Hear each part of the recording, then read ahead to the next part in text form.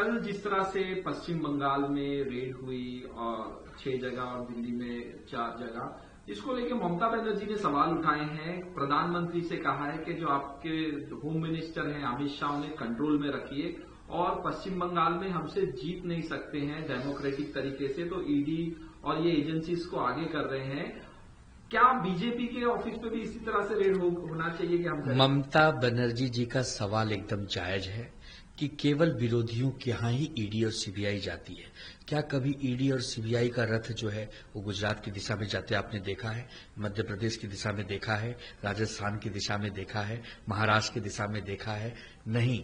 ED CBI का रथ जो है वो कहां जाता है मालूम है?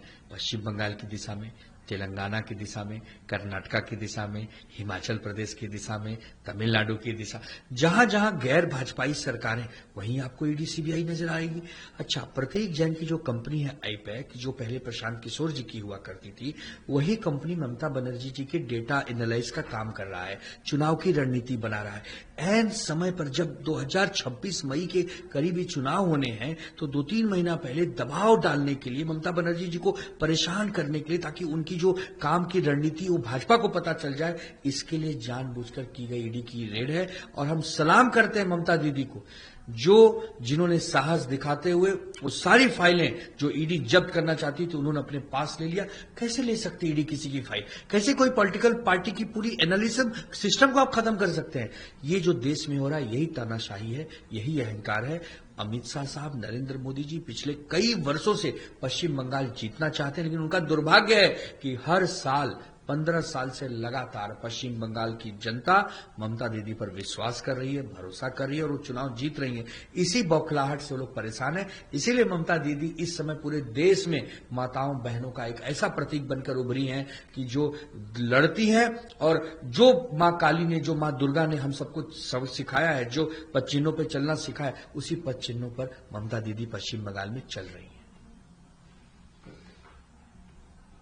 मेयर को लेके, महापौर को लेके ये कहा जा रहा है कि हिंदू होगा, फिर राज ठाकरे की तरफ से बयान आता है कि हिंदू और मराठी अलग है, मराठी मानुस मेयर होना चाहिए। हर पार्टी का एक चाल चरित्र चेहरा होता है। शिवसेना उद्धव बाला साहब ठाकरे, जिसका असली नाम शिवसेना है, वो पिछले 30 वर्षों से लगातार मुंबई महानगर पालिका का चुनाव जीत रही है।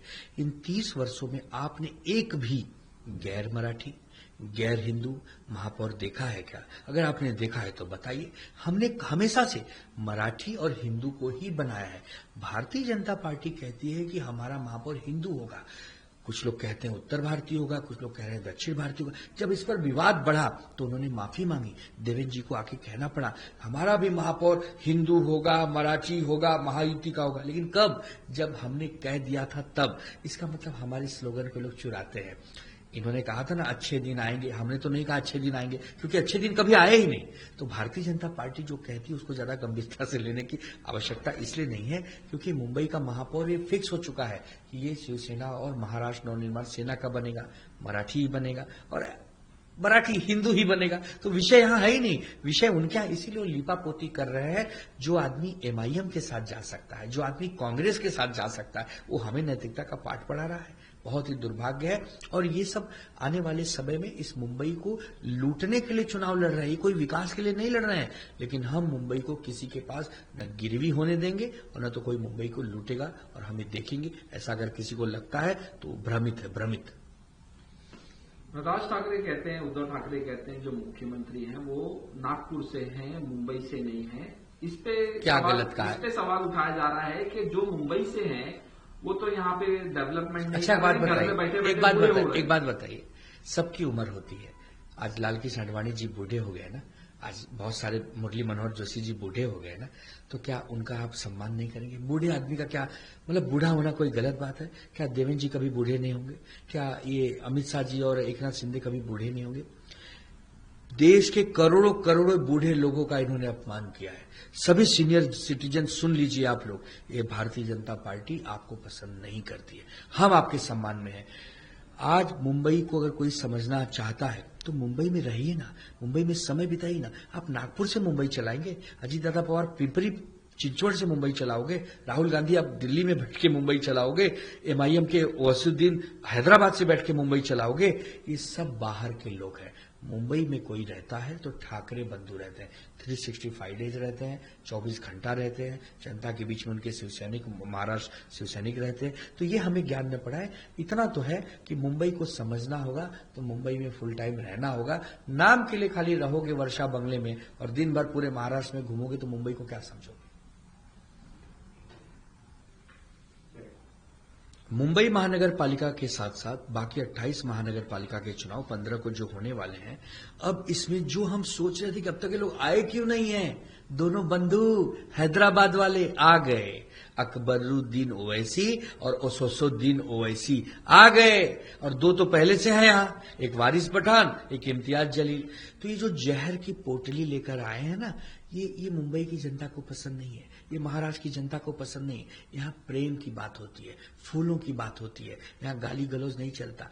भारतीय जनता पार्टी की बी टीम अभी तक मुंबई महाराष्ट्र में आई क्यों नहीं, मुंबई वाले इंतजार कर रहे थे, अब आ गए, अब शुरू कर दिया जहर बोना, जहर उगाना। तो ये जो जहरीले हैं ना, इनको भारतीय जनता पार्टी ने पाला हुआ है, इनको समय समय पे निकालती है।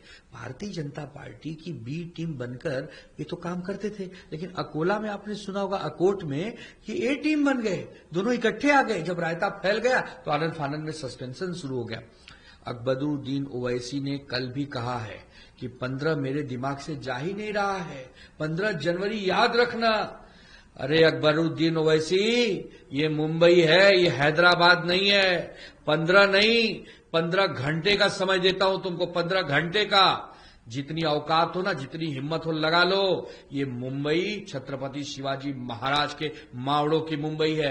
यहां तुम्हारी दादागिरी नहीं चलेगी, यहां तुम्हारी तानाशाही नहीं चलेगी। और अपने आकाओं से भी कह देना, भारतीय जनता पार्टी के जो दिल्ली में बैठे हैं, कि ये मुंबई का चुनाव मराठी अस्मिता का चुनाव है। सारी दुनिया एक तरफ, मुंबई एक तरफ।